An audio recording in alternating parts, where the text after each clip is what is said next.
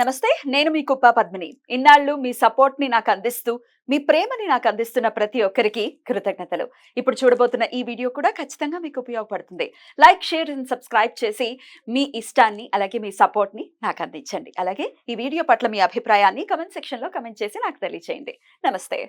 నమస్తే. Welcome to our channel. నేను పద్మిని. ప్రస్తుతం మనతో పాటు ప్రముఖ ఆధ్యాత్మికవేత్త, జ్యోతిష పండితులు, అమ్మవారి సేవకులు, దత్త, గణపతి ఉపాసకులు మురళీధర శర్మ గారు మనతో పాటు ఉన్నారు. మాట్లాడదాం. మురళీ గారు నమస్కారం అండి. మహాదేవ శ్రీమాత్రే నమః. ఎలా ఉన్నారు మురళి గారు? సూపర్. మీరు వచ్చారంటే మీ వీడియోస్ ఏమైనా చూస్తున్నారు అంటే ఫస్ట్ అడిగే ప్రశ్న, బాబు మైత్రేయం ఏదో ఎప్పుడో చెప్పేయండి.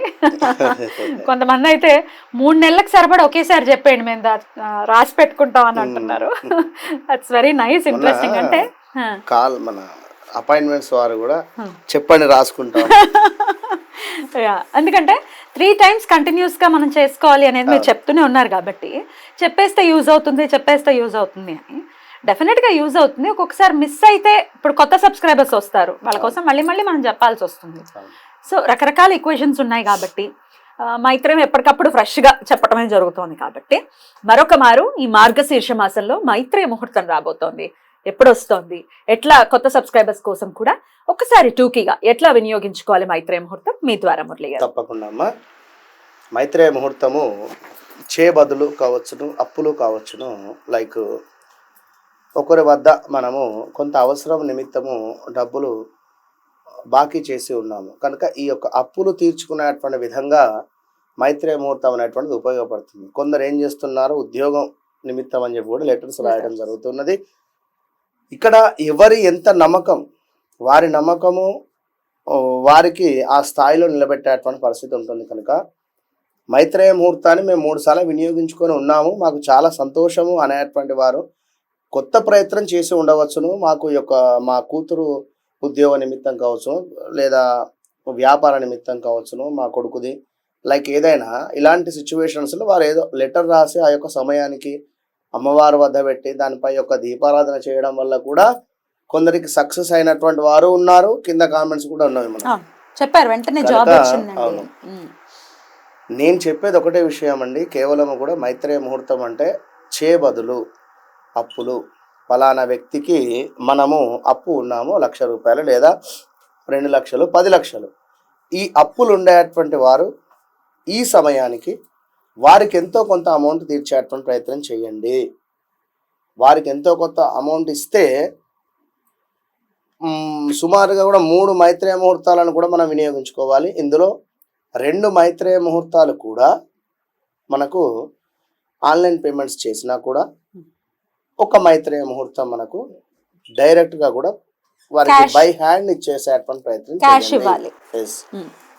అయితే ఇక్కడ లక్షలు 10 లక్షలు అప్పున్న వారికి 21 రూపాయి లేదా 101 రూపాయి కొట్టేసి సపడే కొంటున్నారు. అట్లా కూడా కాకుండా వారికి చెప్పండి, వారికి తెలియపరచండి విషయం ఇది పరిస్థితి అని చెప్పి. కనుక ఒక 3 నుండి 4 మైత్రేయ ముహూర్తాలు వినియోగించుకునే లోపు మీకు నేను ఏదో రకంగా, ఇప్పుడు మొన్న సుమారుగా కూడా ఇదే మైత్రేయ ముహూర్తం వాడుకున్నాడు. వారి భర్తకు ఒక అపార్ట్మెంట్ సేల్ చేసినటువంటి అమౌంట్ వచ్చినవి, అవి 2% అంట. బ్రోకరేజ్ చేస్తే అమౌంట్ కమిషన్ వచ్చింది. అప్పు తీరిపోయింది. చెప్పలేం కదా ఏది ఎట్లా వచ్చేది తెలియదు, మార్గం అనేది దొరుకుతుంది అది. కనుక అది మీరు అర్థం చేసుకోండి. కనుక ఏదో మైత్రేయ ముహూర్తం చేసి ఉన్నాము కనుక ఇంట్లో మేము కూర్చుంటామంటే కుదరదు. ఆ విధంగా కూడా మేము చెప్పడం లేదు. ప్రయత్నాలు సఫలీకృతం అవుతాయి. అంతే, మీరు చేసేటువంటి ప్రయాణంలో ఇది కొంత తోడ్పడుతుంది. కనుక మనకు ఈ యొక్క 11వ తారీఖు మైత్రేయ ముహూర్తం ఉంది. ఆ రోజు చక్కగా కూడా మోక్షద ఏకాదశి. అవును, మోక్షద ఏకాదశి, గీతా జయంతి. కనుక ఈ రోజు మైత్రేయ ముహూర్తాన్ని మీరు వినియోగించుకునేటువంటి ప్రయత్నం చేయండి. అయితే మోక్షద ఏకాదశి కాబట్టి ఈ అప్పుల నుంచి మోక్షం వస్తుందని అనుకోవచ్చండి. ఖచ్చితంగా విన్నరా? ఎందుకంటే ఆ రోజే మనకు ఇదేమిటి మైత్రేయ ముహూర్తము, గీతా జయంతి అండ్ ఏకాదశి. కనుక 3 ఉన్నవి కనుక అంటే కోరుకోవడంలో తప్పలేదమ్మా, కోరుకోండి. అది ధర్మబద్ధమైనటువంటి కోరిక.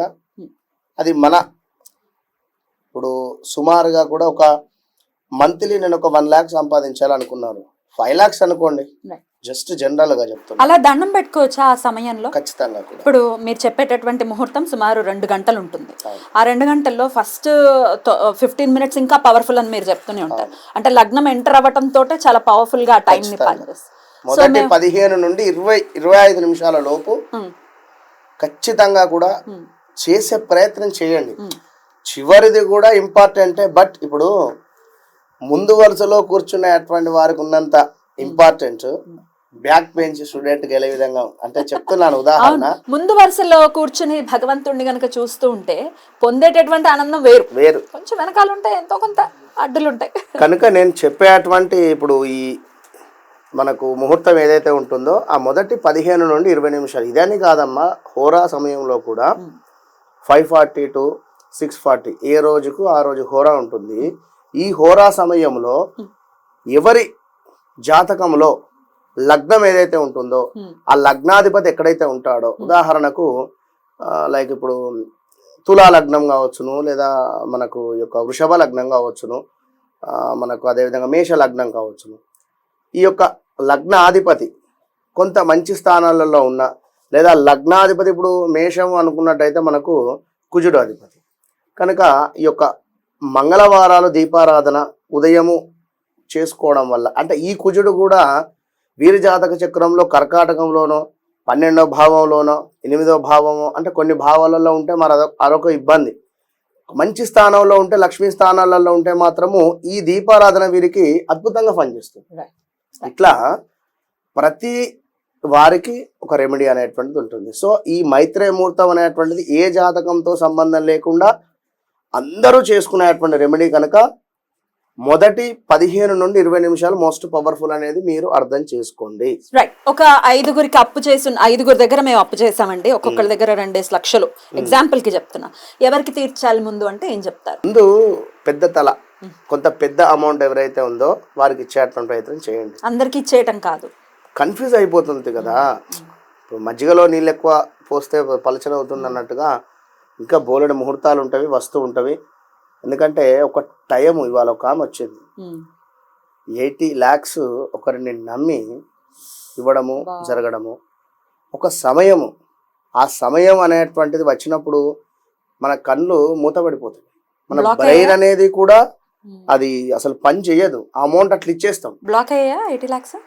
బ్లాక్ అంటే ఒక వ్యక్తి దగ్గర తీసుకోవడం జరిగింది, తను ఇక రేపిస్తా వాపిస్తా అనుకుంటే ఇది దగ్గర దగ్గర 2 సంవత్సరాలు అయింది. అంటే నేను అనేటువంటి పాయింట్ ఏమిటి అంటే, మరి ఇట్లా ఇచ్చిన వాళ్ళు తిరిగి రావట్లేదు అనుకునే వాళ్ళు మైత్రేయ ముహూర్తంలో ఏం చేయొచ్చు?